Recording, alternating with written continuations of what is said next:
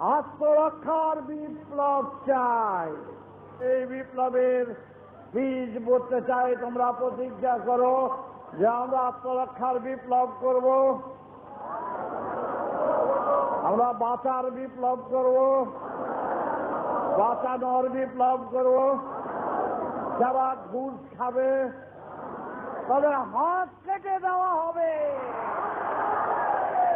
অফিসে, ঘাটে, মাঠে, যেখানেই ঘুষ খাচ্ছে,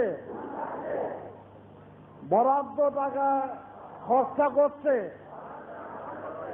আমরা তাদের বিরুদ্ধে সংগ্রাম করতে চাই। আত্মরক্ষার সংগ্রাম, বাঁচার সংগ্রাম, ব্যক্তিগত আক্রোশ নয়, ব্যক্তির জন্য। এই প্রতিজ্ঞা স্বাধীনতা দিবসে করলাম, আমরা সেইভাবে চলব। সরকারকে জানাবো, দেশের সবাইকে জানাবো। তারপর মৃত্যু যখন আছে, মরতে যখন হবেই, আমরা একটা লড়াই করে মরব। শয়তানদের বিজাত ভাঙতে হবে, সে যেই হোক।